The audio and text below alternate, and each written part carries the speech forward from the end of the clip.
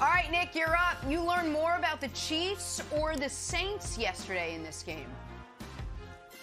Learn more about the Chiefs, Jenna, and I've got another major announcement. This one does not involve the prognosticator of prognosticator, Kevin Wildes.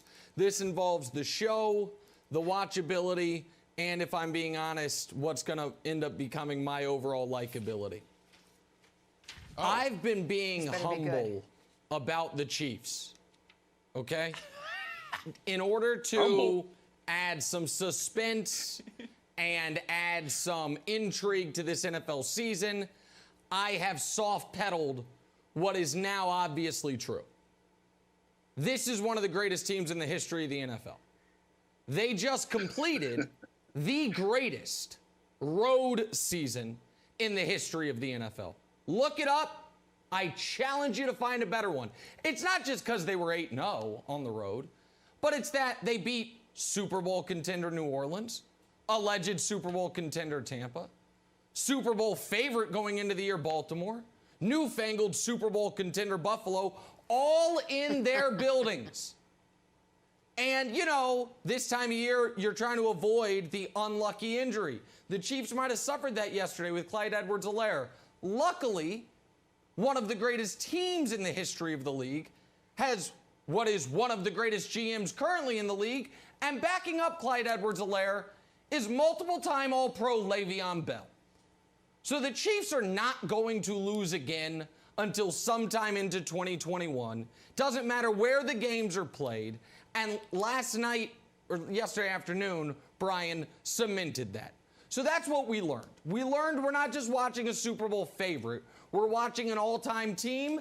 And anyone arguing otherwise at this point is just spitting in the wind because they know what they're seeing, whether they want to admit it or not. You know, Nick, when you mentioned humble, you just lost me there. So all the other everything else that you said after that, it was just kind of out the window once you mentioned humble. But I think yesterday we learned more about the Saints. And credit to Drew Brees coming back after the 11 broken ribs, his ability to play. It was clear that he was not ready.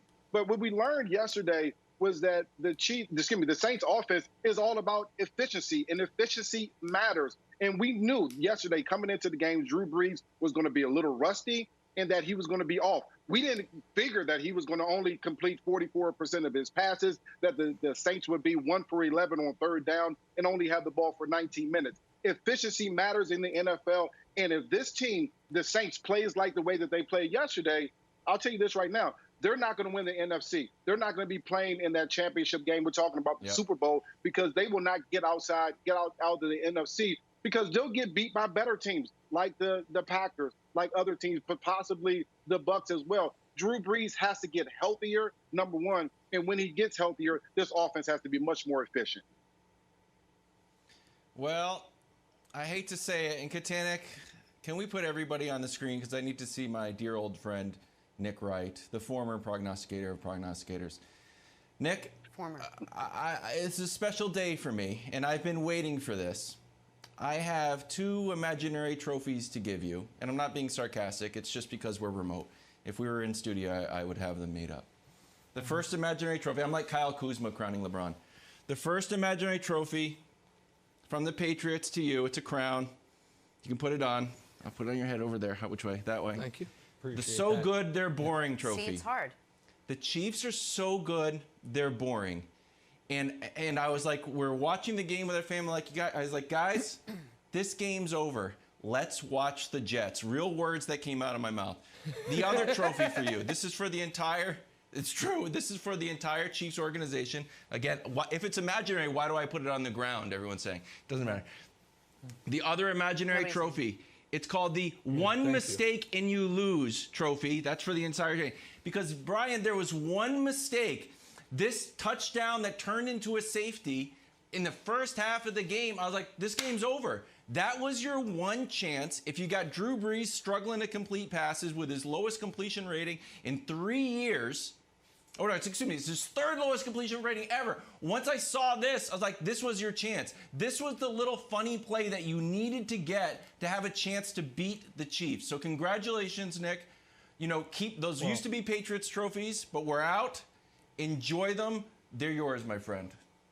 Well, and listen, there's going to be, a generation of children growing up that know nothing about the Patriots dynasty because it's going to pale in such comparison to what the Chiefs are building. And so I hope that you and your lineage can continue to, push it along and tell that story so it is not totally forgotten. But Brian, the other thing that happened yesterday, because I get it, I understand what folks are yelling at their screen. Nick, Breeze had cracked ribs. They didn't have Michael Thomas. He's still allowed Half the 29. team was hurt. That's great. Yeah, of course. Listen, there are 22 victories in the last 23 games and the Super Bowl. They're mostly flukes, I'm sure. It's just good fortune the Chiefs are coming across. But here's the other thing that happened yesterday, Brian. You see this? That's Aaron Rodgers waving goodbye to the MVP race. Because that's over too now. See you later. You know when it ended? When Patrick Mahomes made the single best pass of the NFL season. That pass to McCole Hardman was impossible. I still don't know, quite literally, according to the laws of physics, how it was possible. Everyone in the stadium on the broadcast thought he was throwing it away. No, he's throwing it to a 9-inch by 6-inch box in the corner of the end zone where only Hardman could get it. That right there locked up the game and locked up the MVP for Patrick Mahomes, Brian. You know what? I think you're getting closer to the MVP with Patrick Mahomes just because of the way that their style of their offense, the way that they come back and they win games. There's some flair to his game, so you're getting closer. But we still got to look at the touchdowns and the turnovers, and my arrow points towards Aaron Rodgers. There are 3 teams in the NFL that can beat the Chiefs, especially with the slow start some of the Chiefs games have started out. The Saints, when they get Drew Brees healthy, they lost by 3 points. And Drew Brees was not close to being himself, Nick. Number 2, the Packers, Aaron Rodgers in that offense can score a bunch of points early in the game. That puts the Chiefs in a different mindset based on all the other games. And the Titans. The Titans have the ability to control the football and be efficient passing the ball with Ryan Tannehill. The only game that the Chiefs lost this year was when the Raiders had the ball for 35 minutes. It's important to be able to control the ball. I think the Titans and the Packers and the Saints can be 3 teams that can hurt the Chiefs. I'll be very, very quick here because I've been maybe over the top here. Brian is 1,000% right that if the Saints, Packers, and Titans combine teams, so you have Aaron Rodgers, Derrick Henry, the Saints defense, A.J. Brown, Devontae Adams, then I think we could have a good Super Bowl. Otherwise, I'll see y'all when we're going for 3 in a row, baby, because this year is done. Thanks for watching. Subscribe here to get the latest from the show. Also, be sure to check out more of the best clips from First Things First, or go watch a few segments from our other shows on FS1.